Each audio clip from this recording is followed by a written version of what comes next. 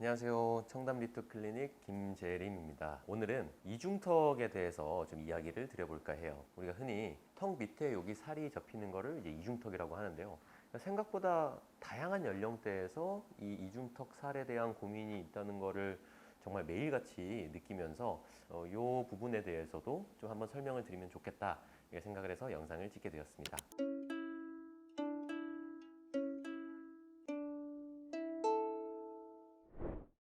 먼저 이중턱은 아까 말씀드린 것처럼 여기 턱뼈 아래에 있는 피부 아래의 지방이에요. 생기는 이유는 사실 상당히 명확한 편이죠. 먼저 첫째는 턱뼈 아래에 있는 피하 지방의 양이 늘어나는 거죠. 의학적으로 이제 얼굴부터 목까지 정말 이제 다양한 부분에 피하 지방들이 이렇게 층이 있지만 우리가 이제 서브멘탈 팻이라고 하는 턱뼈 아래의 지방층, 지방 주머니 자체가 커지는 것. 쉽게 말해서 살의 양이 많은 거죠. 살이 찌면서 거기가 더 많이 찌기도 하고 똑같이 살을 빼도 이제 그 부분에 살이 덜 빠지기도 하고 실제로 턱뼈와 목으로 이어지는 이 선에 지방의 양 자체가 많은 게 첫 번째 이유가 될 거고요. 두 번째는 이 턱뼈부터 이제 목까지를 보면 넓은 목근이라고 이제 근육이 이렇게 있어요. 근데 이제 이 근육부터 피하 조직, 피부부터 또 피하 지방층, 목, 넓은 목근, 넓은 목근의 근육, 더 중요한 장기들까지 이렇게 있게 되는데 그 부분의 전반적인 부분에서의 탄력이 떨어지는 경우가 이제 우리가 나이가 먹으면서 생깁니다.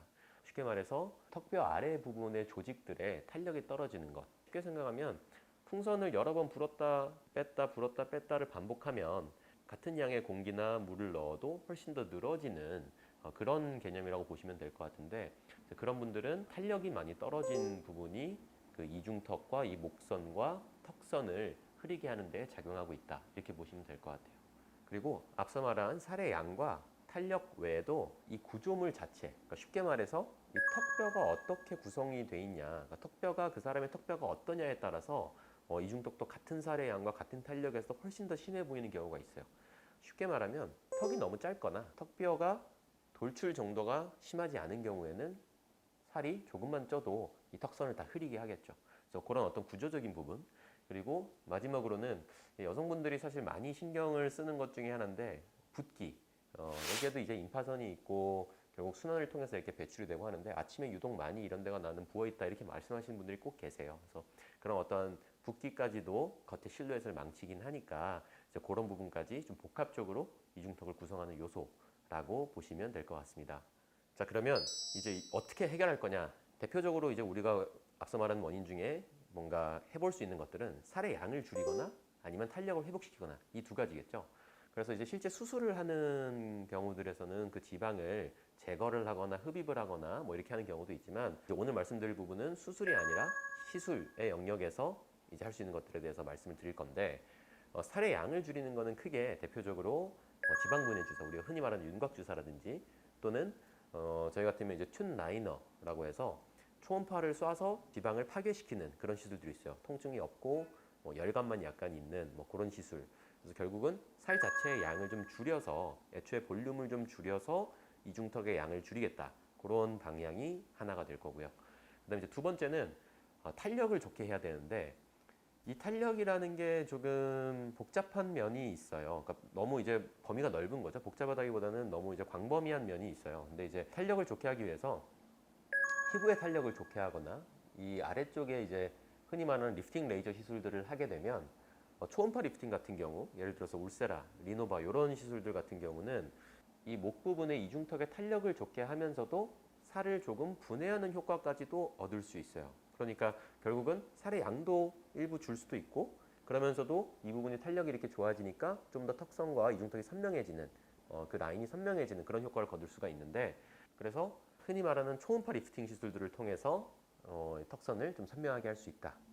그리고 마지막으로는 탄력이 많이 떨어져서 이중턱이 있는 경우에는 실 리프팅이 상당히 도움이 될 수 있어요. 실이 이제 탄력을 좋게 한다는 느낌은 아니지만 물리적으로 잡아주는 역할이 크고 어떤 재생의 역할이나 본인 어떤 조직의 탄력이라던가 뭐 어떤 조직의 성질 자체를 많이 바꾸는 거는 아닌데 그럼에도 불구하고 탄력이 떨어져서 이중턱이 늘어진 그런 경우에는 실로 이걸 잡아줬을 때 상당히 드라마틱한 효과가 나는 경우들이 있어요. 근데 각각 시술마다 장단점이 있는데 일단 탄력을 올리는 그런 리프팅 레이저 초음파 리프팅 레이저와 실리프팅을 두고 볼 때는 실리프팅 같은 경우는 효과 자체는 좀 더 명확한 면은 있지만 살의 양을 줄일 수가 없어요.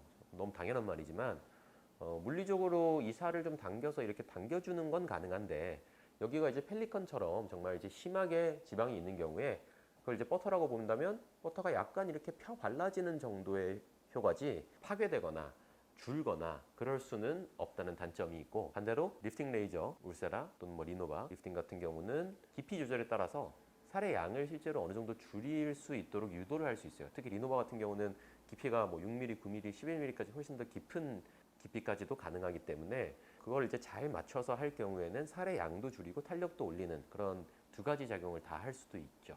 그래서 개인적으로 볼 때는 사실 이중턱을 고민을 가지고 이제 병원을 오게 되거나 뭔가 상담을 하게 되면 저는 이제 그 부분을 유심히 보게 되는 것 같아요. 이제 살의 양이 많은 쪽이냐 아니면 탄력이 떨어진 게 이중턱의 원인 중에 심하냐, 그거에 맞춰서 이제 시술을 권고드리거나 또 실제 시술을 할 때에도 모든 시술이 같게 시술되지가 않고 그 안에서 뭐 여러 가지 강도나 깊이 조절들이 다 차이가 있기 때문에 크게 이제 그런 부분에서의 좀 방점을 두고 하는 것 같아요. 그래서 살의 양이 많은 경우에는 지방분해 주사와 또는 뭐 튠 라이너 시술과 같이 지방을 좀 파기하는 시술과 뭐 초음파 리프팅 시술들을 뭐 한 번 정도 같이 한다든지 이렇게 좀 종합적으로 라인을 잡는 것 같고, 개 중에는 보면 정말 드물게 살의 양은 정말 적지만 탄력이 좀 많이 떨어진, 의외로 20대 후반에서 30대 초반 여성분들 중에 잘 보면 살도 별로 없는데 옆모습에서 옆턱선이 상당히 이렇게 반듯하지 않고 약간 이렇게 늘어진 듯한,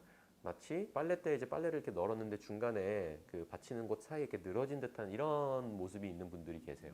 그런 분들 같은 경우는 의외로 만약에 이제 실리프팅 같은 걸 할 경우에 생각보다 정말 드라마틱하게 바뀌는 경우도 있어서 이제 그런 거에 맞춰서 하는 것 같습니다. 그리고 또 마지막으로 개인적으로 볼 때에는 이중턱 같은 경우는 뭐 어떻게든 시술을 하고 그 사람의 얼굴과 살의 양과 어떤 탄력 정도와 나이와 또 기존에 어떤 시술을 받았는지 등등을 다 고려해서 시술을 할 경우에 사실 꽤나 만족도가 높은 경우가 많아요. 왜냐면 일단 신경 쓰이던 부분이 잘 줄고 사라지고 선이 살아나니까 전반적으로 얼굴이 처진 것 같아요, 얼굴을 올리고 싶어요 라는 분들보다 이중턱 이거에 정말 줄었으면 좋겠어 하는 분들이 훨씬 더 선명한 효과를 보여주기가 좋고 개인적으로도 좀 좋아하는 어떤 부위 중에 하나인데, 경우에 따라서는 정말 한두 번의 시술만으로도 정말 좋은 효과가 생기는 경우도 있죠. 근데 모든 분들이 다 이제 병원에 가서 어떤 시술을 받을 수 있는 어떤 환경이나 뭐 그런 게 아닐 수도 있고 뭐 너무 바쁠 수도 있고 이럴 때에는 평소 생활을 하는 과정에서도 어느 정도 좀 이중턱이나 또는 목선이나 턱선 등이 빨리 망가지지 않게 할 수 있는 것들이 있는 것 같아서 그것도 이제 좀 같이 말씀을 드리려고 하는데,